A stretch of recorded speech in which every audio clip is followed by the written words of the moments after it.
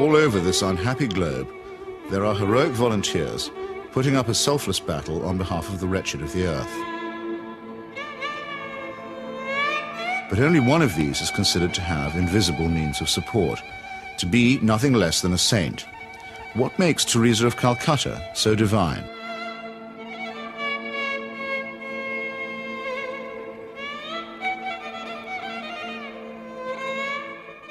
Long before Mother Teresa's helicopter touched down at about 11:20 this morning, the crowds were gathering here at Knock.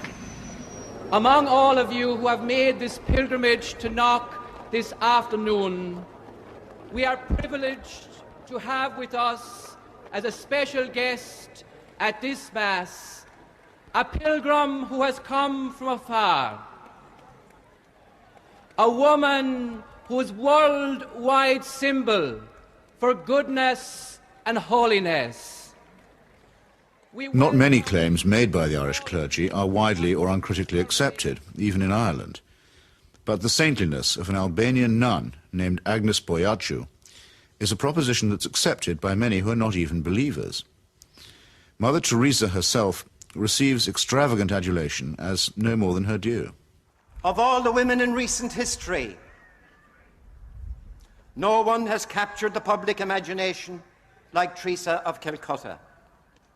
I'm not being facetious, and I'm certainly making no comparison when I say that no woman has made such an impact here since Our Lady herself appeared in 1879. So how did this auction of hyperbole and credulity get started? In that year of grace, 1969, the scrupulously neutral and objective British Broadcasting Corporation permitted that old fraud and mountebank Malcolm Muggeridge to pay a devotional visit to the Calcutta shrine. Mother Teresa, after I met you in London, really the only thing I wanted to do is to come and see you in your work here. Now I've seen it. And of course it's a shining light. Himself arrogant, almost to the point of humility, Muggeridge became persuaded that he and his team had become the divinely appointed instruments of what he claimed was the first television miracle. During Something Beautiful from God, there was an episode where we were taken to a building that Mother Teresa called the House of the Dying. And Peter Shakel, the director, said, it's very dark in here, do you think we can get anything? And we had just taken delivery at the BBC of some new film made by Kodak, which we hadn't had time to test before we left. So I said to Peter, well, let's have a go. So we shot it. And when we got back several weeks later, a month or two later, we're sitting in the Rushes Theatre at Ealing Studios, and eventually up came the shots of the House of the Dying. And it was surprising. You could see every detail. And I said, that's amazing, that's extraordinary. And I was going to go on to say, 3 cheers for Kodak. I didn't get a chance to say that, though, because Malcolm, sitting in the front row, spun round and said, it's divine light. It's Mother Teresa. You'll find that it's divine light, old boy. And 3 or 4 days later, I found I was being phoned by journalists from London newspapers who were saying things like, we hear you've just come back from India with Malcolm Muggeridge, and you were the witness of a miracle.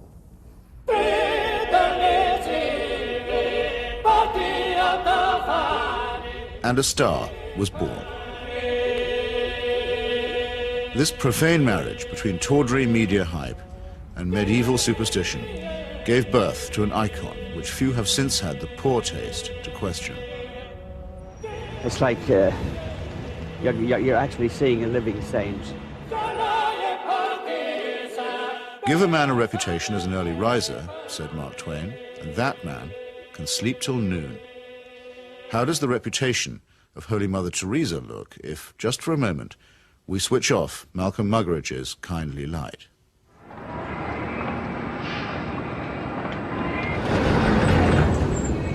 Mother Teresa is a Nobel Prize winner. She's a symbol. People in the West talk about her, so Indians adopt her at that level. The fact that what she does on the streets of Calcutta is really irrelevant to them. They couldn't care about it, and most of them don't even know. But Mother Teresa is the sort of figure you show to visitors. Mother Teresa's flagship institution is her home for the dying, a hospice which purportedly sweetens the last moments of otherwise destitute lives. My initial impression was of all the photographs and footage I've ever seen of Belsen and places like that, because all the patients had shaved heads. There are no chairs anywhere, there are just these stretcher beds, and they're like First World War stretcher beds. There's no garden, no yard even, no nothing. And I thought, what is this? This is 2 rooms with 50 to 60 men in one, 50 to 60 women in another. They're dying. They're not being given a great deal of medical care. They're not being given painkillers really beyond aspirin and maybe, if you're lucky, some Brufen or something for the sort of pain that goes with terminal cancer and the things that they were dying of. And I thought, what's the point? Right from the very beginning, I wanted to serve the poor purely for the love of God and to give them what the rich people get with money. I wanted to give to the poor for the love of God. They didn't have enough drips. The needles they used and reused over and over and over, and you would see some of the nuns rinsing needles under the cold water tap. And I asked one of them why she was doing it. And she said, well, to clean it. And I said, yes, but why are you not sterilising it? Why are you not boiling water and sterilising your needles? She says, there's no point. There's no time. Mother Teresa's cult of death and suffering depends for its effect on the most vulnerable and helpless, abandoned babies, say, or the terminally ill, who supply the occasions for charity and the raw material for demonstrations of compassion.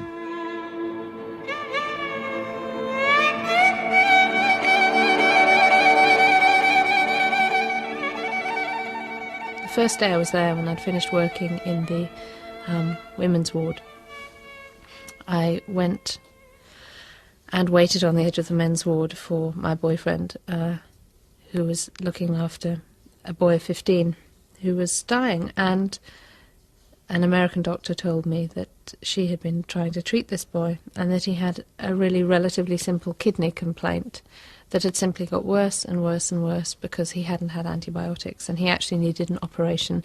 I don't recall what the problem was. She did tell me. And she was so angry, but also very resigned, which so many people become in that situation. She said, well, they won't take him to hospital. And I said, why? All you have to do is get a cab, take him to the nearest hospital, demand that he has treatment, get him an operation. She said, they don't do it. They won't do it. If they do it for one, they do it for everybody. And I thought, but this kid's 15.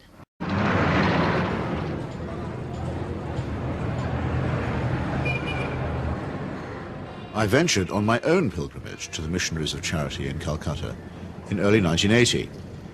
Who could fail to be touched by the work of the orphanage?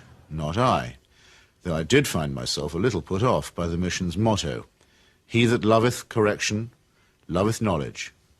Bit of a workhouse ring to that, perhaps. But it was Mother Teresa herself who completed the wreckage of the effect. As we stood by the tiny cots, she turned and said, this is how we fight abortion and contraception in Calcutta. Now, it might be argued that a campaign against family planning is low on the list of Calcutta's many pressing needs. But as a leading member of the Pope's fundamentalist tendency on matters of sex and procreation, Mother Teresa has made this single issue into her global crusade. The greatest destroyer of peace today is the cry of the innocent, unborn child. If a mother can murder her own child in her own womb, what is left for you and for me to kill each other? Tenderness about the unborn is an emotion that I share myself. But tenderness about the unborn also becomes an overtly political matter when it's preached by a presumable virgin who also campaigns against birth control. Let us promise Our Lady, who loves Ireland so much, that we will never allow in this country a single abortion.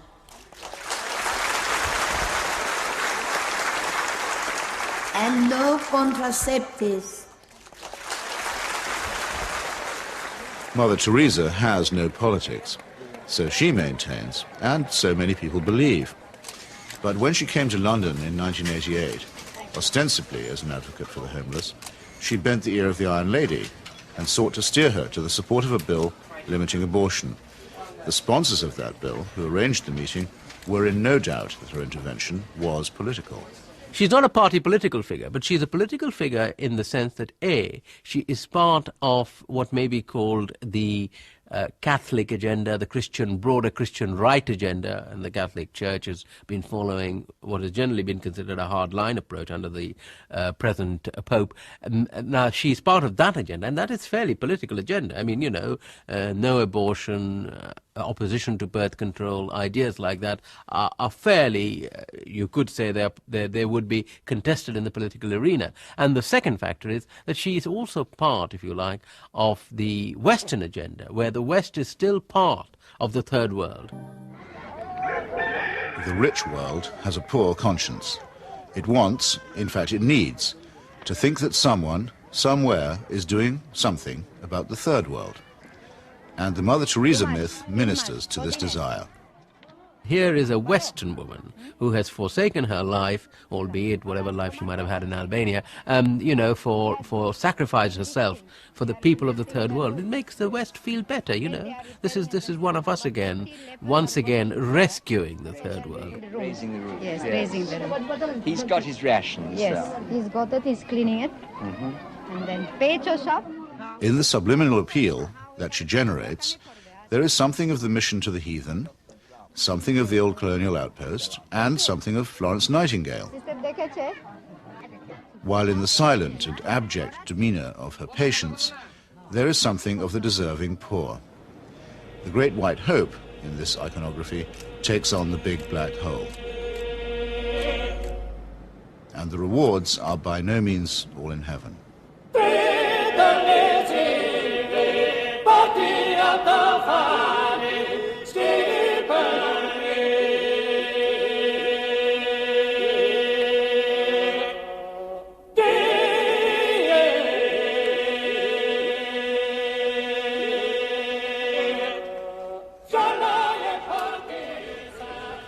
For someone whose kingdom is not of this earth, Mother Teresa has an easy way with thrones, dominions, and powers.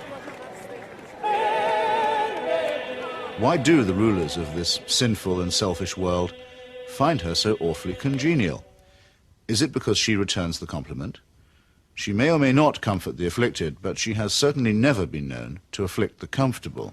Some people see her here, posing with Ron and Nancy. In the truest sense, citizens of the world. Mother Teresa is. The very hand that bestowed the Medal of Freedom on Mother Teresa armed and paid the death squads of Central America. Accepting the award, with her customary modesty, on behalf of all the world's poor, she croaked, "I never realized that you loved the people so tenderly." I must say, I hadn't noticed that either. Reagan's proxies murdered, among many others, 4 American nuns and the Catholic Archbishop of San Salvador at the very moment that he was celebrating Mass. But, visiting the slaughterhouse states of the region during that period, Mother Teresa found nothing untoward. Everything was peaceful in the parts of the country we visited, she claimed, after touring the killing fields of Guatemala, adding for good measure, "I do not get involved in that sort of politics."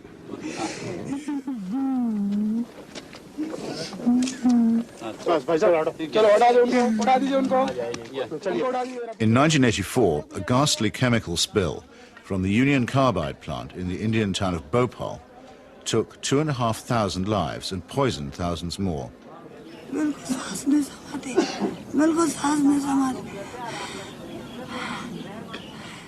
This was an act not of God, but of a negligent multinational corporation.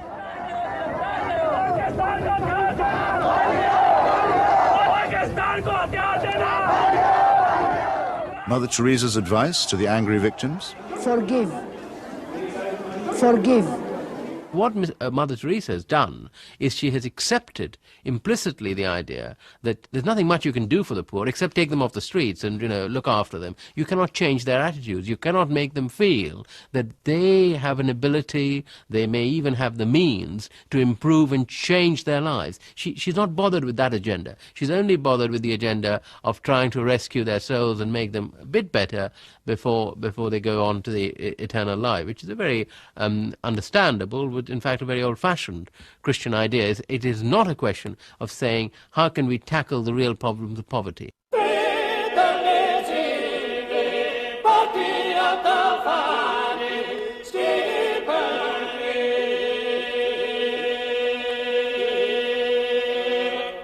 Like most people who claim to be apolitical, Mother Teresa is in practice and in theory an ally of the status quo, and when the status quo is threatened, a trusted ally of the conservative forces. This places her in bold contrast to those, even among the religious, who have rejected the fatalistic and submissive conclusions about poverty that are promulgated by Catholic traditionalists like her.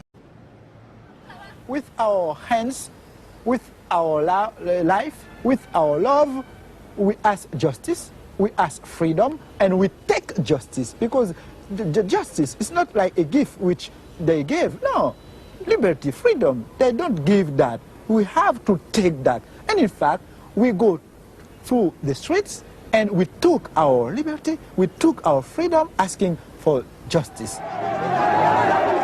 The Roman Catholic hierarchy has never forgiven Father Aristide, the legally elected president of Haiti, whom it regards as a base heretic. For his efforts to chase the moneylenders from the temple, he was banished from his order and forbidden to serve Mass. To the very last, the Vatican was the only foreign power to recognize the military junta that misruled Haiti. And the ground for this, too, was prepared by Mother Teresa. In 1980, she visited the island and accepted the Haitian Legion of Honor Award from Baby Doc Duvalier. She found much to praise in his corrupt, dynastic regime, telling astonished reporters that she had, quote, never seen the poor people being so familiar with their head of state as they were with the Duvaliers. It was a beautiful lesson for me, she simpered. I've learned something from it. The Haitian people, indeed, could not wait to get close to the Duvaliers, who in their turn moved forever to the French Riviera.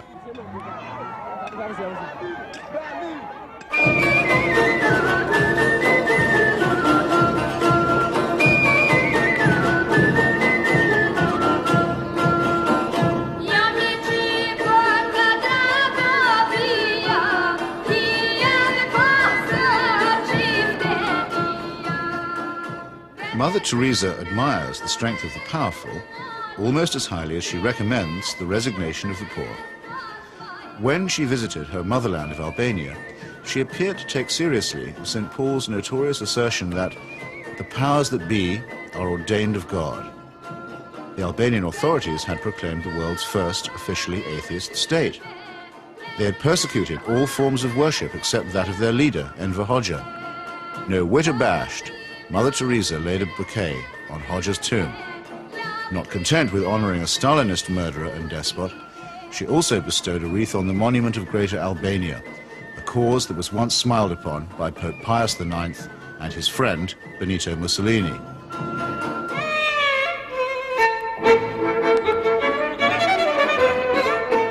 Albania is, for secular reasons, quite rich in orphans. So there was ample scope for an orphanage specialist to praise the institutions of the regime while keeping silent about its victims.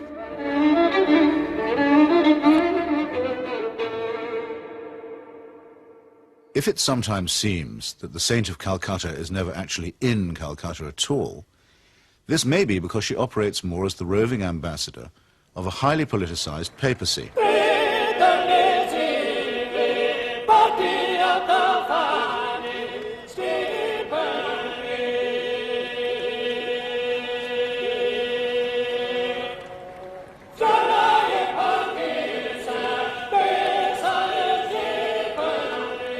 The Vatican foreign policy has taken her from the shores of Lebanon, where the Roman Catholic militia perpetrated the mass murder at the Sabra and Shatila camps, to Nicaragua, where the cardinal was the patron of the Contras, to Armenia, where she helped Mother Church gain a foothold in the Soviet Union. In return, the present Pope is known to have placed her on the fast track for canonization. This is the kind of politics in which she does indeed get involved. Sometimes when I think of Mother, I wonder if I've done just right. Though I'm many miles away, I can almost hear her say, "Where's my wandering boy tonight?" Robert Maxwell's genius for self-promotion made a nice fit with Mother Teresa's talent for fundraising. It became hard to decide which of the two was using which, or was it both? In the United States, Mother Teresa accepted well over $1 million from Mr. Charles Keating, a right-wing Catholic fundamentalist and anti-pornography crusader who was also a California savings and loan tycoon. Mr. Keating's problem was that he was using other people's money. He's now behind bars after the greatest scandal in American financial history. But while he was flying high, Mother Teresa flew right along with him. She got the use of his private plane. He got a personalized Mother Teresa crucifix, which he used to store up treasure on earth. Let's get him out of here. Why should the missionaries of charity have such a special vocation for work among the rich? And does Mother Teresa pick frauds because they need her help more than the honest billionaires? It's not a question that she's ever answered, but then, in the prevailing atmosphere of piety and adoration, it's not a question that she's ever been asked.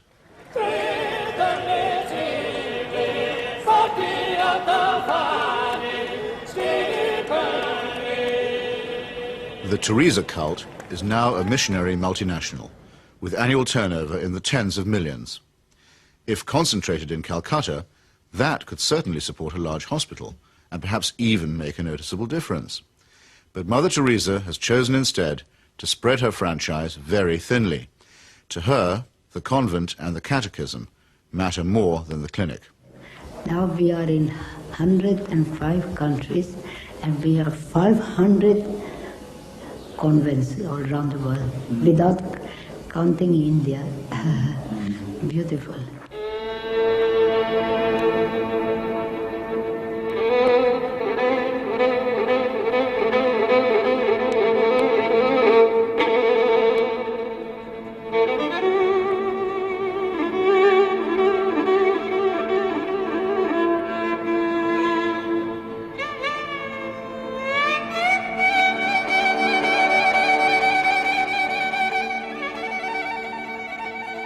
Modesty, simplicity, humility.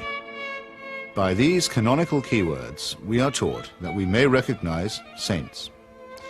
Yet Mother Teresa regards herself as mandated by heaven, which is hardly modest.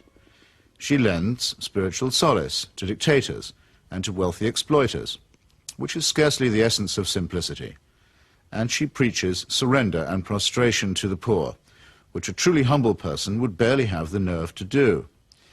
When she speaks about private or public morality, opposing family planning, for example, or defining abortion as quite literally the greatest threat to world peace, she takes on the grim and tedious tones of the zealot and the fanatic. In a godless and cynical age, it may be inevitable that people will seek to praise the self-effacing, the altruistic, and the pure in heart. But only a complete collapse of our critical faculties can explain the illusion that such a person is manifested in the shape of a demagogue, an obscurantist, and a servant of earthly powers.